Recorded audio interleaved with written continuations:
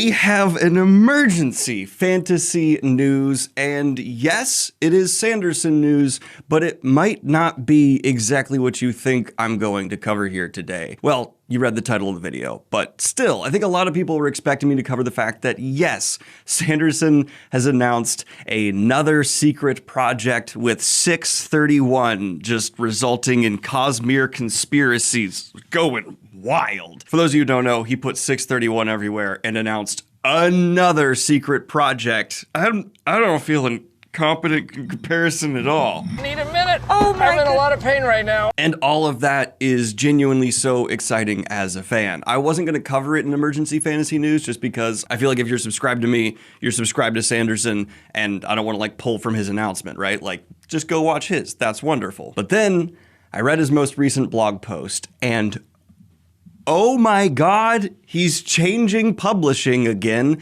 And yes, Sanderson, in my opinion, has done this once before when he initially announced his Kickstarter projects. And from then on, we have seen such an uptick in authors going to crowdfunding websites for special editions, new editions, all kinds of interesting activities for their books. It was already a thing before.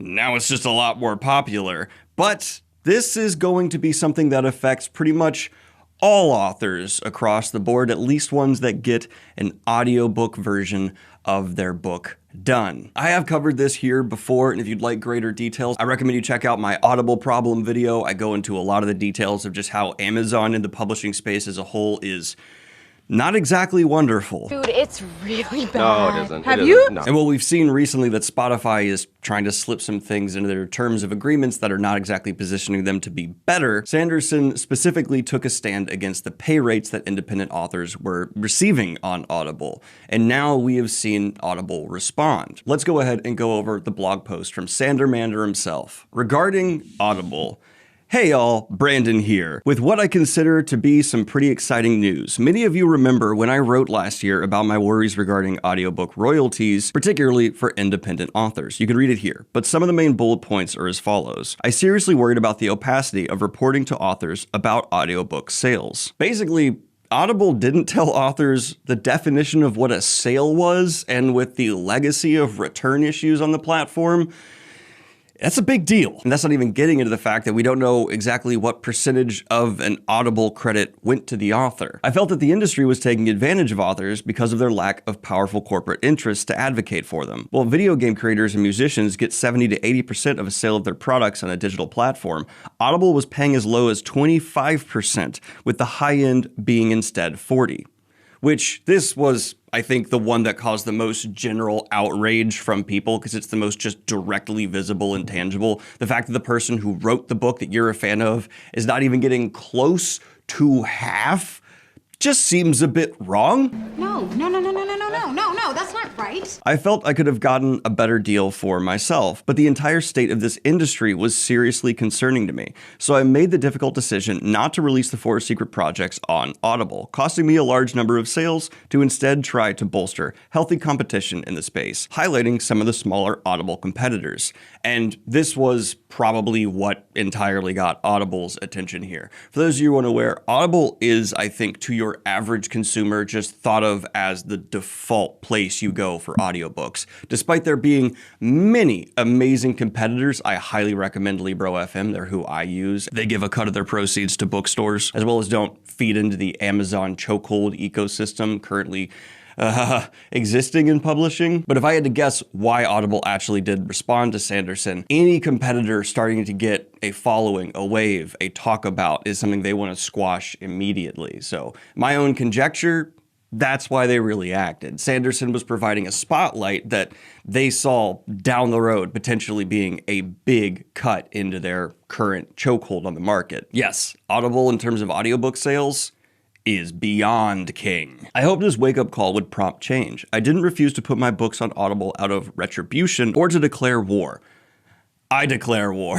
I did it because I wanted to shine as powerful a light as I knew how on a system that highly favored the audio distributors over the authors. I was convinced that the people at Audible really did love books and writers, and with the right stand taken, I can encourage them toward positive change. I am happy to say that this stand has borne some fruit. I have spent this last year in contact with Audible and other audio distributors and have pushed carefully but forcefully for them to step up. A few weeks ago, 3 key officers high in Audible structure flew to Dragonsteel offices and presented us a new royalty structure they intended to offer to independent writers and smaller publishers. This new structure doesn't give everything I wanted, and there still is work to do, but it is encouraging. They showed me new minimum royalty rates for authors, and they are, as per my suggestions, improved over the previous ones. Moreover, this structure will move to a system like I have requested, a system that pays more predictably on each credit spent, and that is more transparent for authors. Audible will be paying royalties monthly instead of quarterly, and will provide a spreadsheet that better shows how they split up the money received with their authors.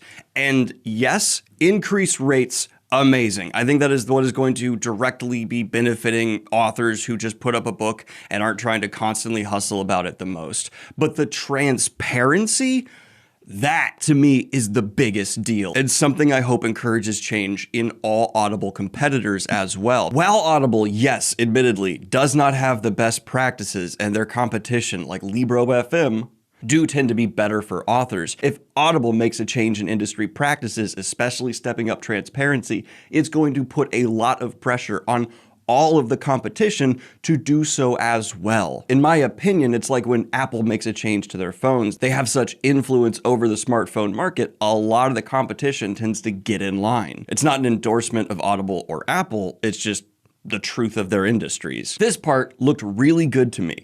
As I understand their decision, I tried poking holes in the system, looking for ways it could be exploited, and found each issue I raised had already been considered. This doesn't mean it's going to be perfect, and people smarter than me might still find problems that I didn't. However, I think everyone is going to agree the new system is better. We will better be able to track, for example, how Audible is dividing money between book purchases with a credit and books listened to as a part of their Audible Plus program. This is very technical, but I have to say I'm impressed with the effort they have made. The people there listened to my complaints and have tried to improve. I'm not at liberty to explain in its entirety their new structure right now, as they're still tweaking it, but they did say I could announce its existence and that I could promise new improved royalties are on the horizon. It's just... whoa. Like, I understand this is corporate trying to do better to avoid scandal, but it's still awesome change to see, and it could be not as great as we're making it out, but the fact that there's even any shifting of a needle from one author taking a stand is tremendous and gives me hope that more changes could be made down the road. Now, before we go too far, I do anticipate a few continuing issues with the final product. You don't say. That's a tough racket. I want to manage expectations by talking about those below. What I've seen doesn't yet bring us to the 70% royalty I think is fair, and which other similar industries get. I didn't expect them to jump from 25 to 70%. I would predict we'll be closer to the 50%, but there's also going to be a difference in credit versus just purchase cash versus whatever. So we'll have to very carefully look at author payment rates when those numbers are put out from Audible's side. Audible continues to reserve the best royalties for those authors who are exclusive to their platform, which I consider bad for consumers, and it stifles competition. In the new structure, both exclusive and non-exclusive authors will see an increase, but the gap is staying about the same. This is the biggest problem, why I personally still do not like Neon Ghost being Audible exclusive, because my publisher has to have it be there, and why I personally took the 2 books I do have control over off from being Audible exclusive and just put them here available on my platform.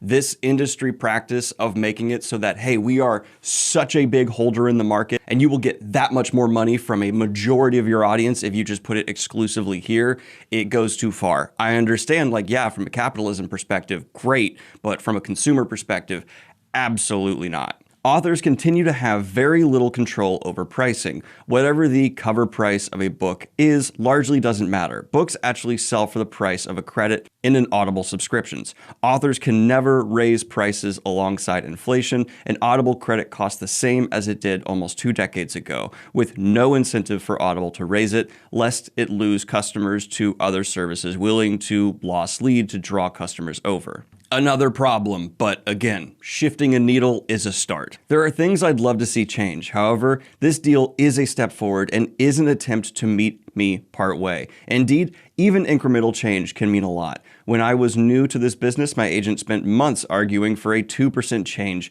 in one of my print royalties because every little bit helps. These improvements are going to be larger than 2% increases. Because of this, I will be bringing the secret projects to Audible very soon. I consider Audible to again be a positive force for the industry.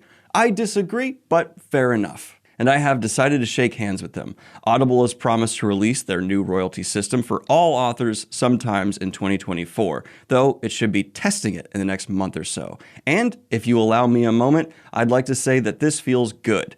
It should. This is like, I know he's going to put the secret projects there now and start making money from Audible, but I can guarantee you, just due to how much of the market they do hold over and what percentage of consumers just do not care about this, it cost Sanderson, despite how wealthy he may be, a lot of money not to immediately have those projects there. It was a real effort from someone to make good change, and it's yielding results. That's cool. It isn't what I wanted, but I'd begun to think that nothing would ever change. That even my voice, loud though it can be, wouldn't be enough. Yet change is possible. I know there are plenty of people out there who are tired of hearing about me and my works. Sanderson, when you're doing great stuff like this, I don't think anyone's tired of hearing about you. You're a loud voice in the space for sure. I don't know why I'm addressing. I don't know. I see the Sanderson haters, but even the ones who aren't necessarily a fan of his writing when he does stuff like this, which he's done cool things for authors in the past, are almost always like, seems like a cool guy though. However, for better or worse, I'm one of the best-selling authors in the world. Historically, one of the best ways to change things in my industry is for authors like myself to force it to happen. Feeling this responsibility, when I was first talking to Audible about these issues in 2022, I made it very clear that I wasn't just seeking some quiet deal that gave me an individual advantage. I wanted to see positive change for all authors. And while I don't think I can take sole credit, I do feel my efforts this year have had a significant positive effect. Soon, every independent author who publishes on Audible will be getting a larger cut of the profit, with more transparency about how that cut is allocated. For those who have been waiting until Audible had the secret projects, you'll get your chance soon. I hope you'll support them and support Audible for their decision. And thank you to all of you who shared the news about my problems with the audio industry last year. I believe that pressure really did help. This is a victory for all of us, because happier authors able to make a better living make for a vibrant world for everyone. And I would quickly like to say this video is brought to you by me, because I am going to be launching my Fringe video part 2 tomorrow morning. And if you wouldn't mind tuning on into it, it would mean a lot. This has been a months-long endeavor to get the sequel to the first Fringe video, link here, out. So if you wouldn't mind tuning on in and giving it a big long watch, I would really appreciate it. Thank you. And I want to pass that on to you all. I have never seen such a strong response to one of my videos than when I talked about the Audible problem. That video got so many comments, so many shares. Holy crap. And I'd like to think the Goblin Horde, you all, not me, did add a little bit to that pressure. It is a real issue, and this is something that in the world we don't often get to say, got a bit better.